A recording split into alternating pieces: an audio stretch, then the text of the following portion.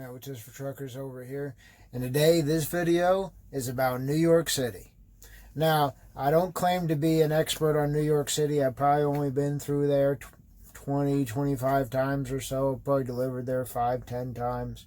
But I've delivered to Long Island a bunch of times and got to go through New York City to get to Long Island.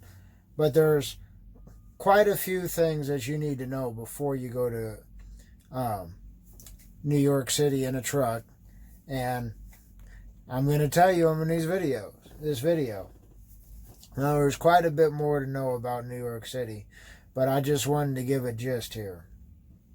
And one of the biggest things is, a lot of times, I don't know how it is with all the bridges, but a lot of the bridges are a foot shorter than they actually are. So if you see like a 12'8" bridge, 9 times out of 10 you can go underneath it. But I'm not saying all the time.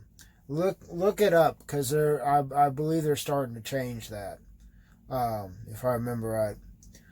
But another thing is, speaking of low bridges, never, ever, ever drive on a parkway in New York City.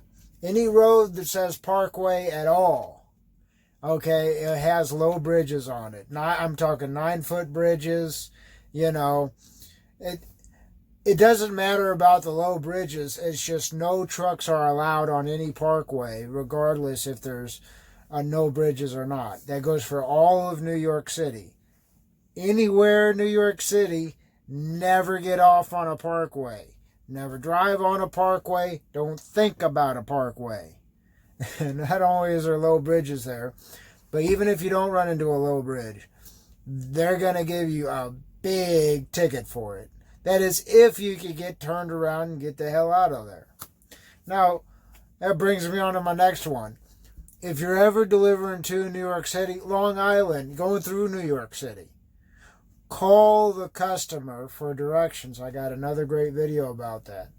But call the customer for directions, because they'll definitely work with you, and they know the area a lot better than you do by most of the time.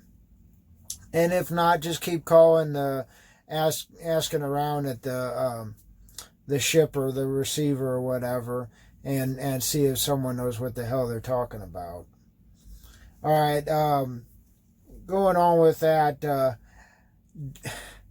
don't follow your GPS. I mean, it can give you a rough estimate of where you're at, but definitely beforehand, look at your map book, okay?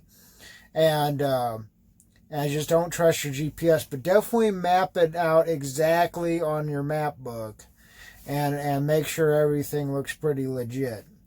And also, you can look in the back of your map book for where low bridges are, but there's still going to be some that aren't going to be in your road atlas, okay? So be very careful about that. But another thing is, speaking of low bridges, is in Brooklyn, right after you go over the it's 275, you go over the Verrazano Bridge from Staten Island into Brooklyn, which is a very pretty bridge, by the way.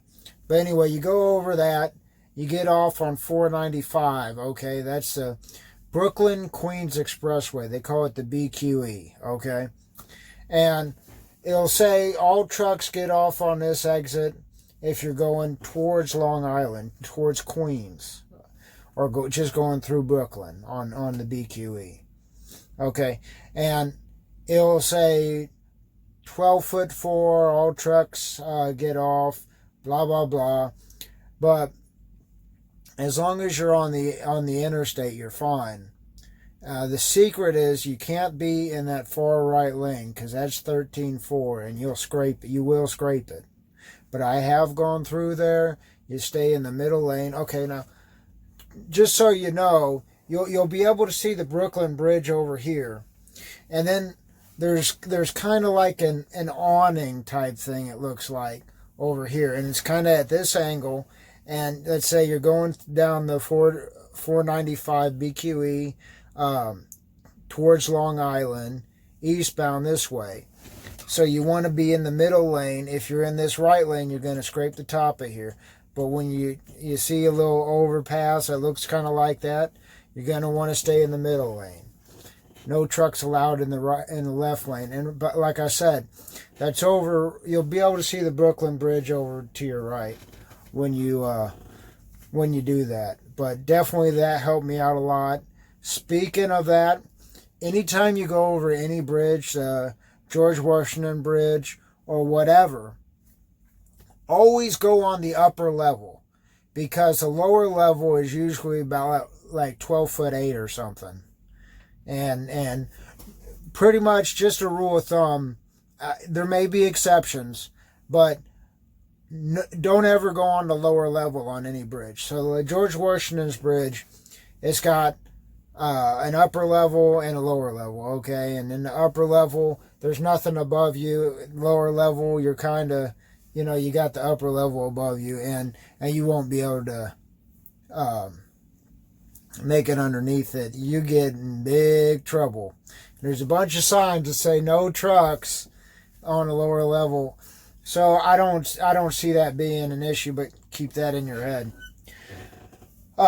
Another one, and this is probably going to be the last one, is so if you're ever going through there, I would strongly recommend avoiding the George Washington Bridge. I guess unless you're going to Manhattan or the Bronx, going to Hunts Point or something. But so you can go over the George Washington. But honestly, every time I go through there, every time I go through New York City, now I've been over George Washington once. I'll take that back. But I was kind of pressed for time, and I went through there at 1 a.m. and I checked the traffic. It wasn't bad. Oh, that's another one.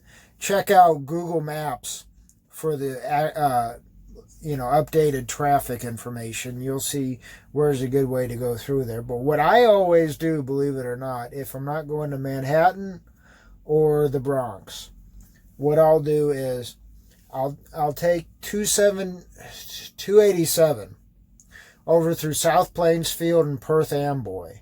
And over by Perth Amboy, they have the little bridge, and it's actually the cheapest bridge to get into New York City. Okay, George Washington is like 130, 150, something crazy like that.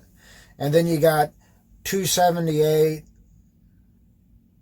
278 and 95. That bridge going into Staten Island, that's about 60, 70 bucks, something like that. But if you go all the way down to Perth Amboy, number one, there's not going to be hardly any traffic compared to the other two bridges. Don't go through any of the tunnels. I'll take that back. I think the Lincoln Tunnel's fine, but don't go through the Midtown Tunnel. But what I always do is I take 278 all the way to South Plainsfield, over through Perth Amboy to 440. It'll take you up to 440. Now be careful, because if you keep going straight, you're going to hit a parkway. You'll have to get off and you start going north, back up to northern Staten Island, and it'll take you to 275, and then you go back east. Over the Verrazano Bridge, BQE, and you go out through Brooklyn and Queens and Long Island if you need to. Hopefully you're not delivering to New York City. You're just going through if you're watching this video. But anyway, yeah, that's about all I could say about New York City right now. And I have only been through there with e-logs one time, and I timed it absolutely perfectly, thank God. But anyway, so I've always been lucky. I've really never had an issue, to be honest with you. A lot of times I'll, go through there at midnight or 1 a.m. and there's still a lot of traffic then, but it's usually the best time to go through. Don't mark my words on that. But yeah, that's all I got to say about New York City, guys. And be safe and call your customers.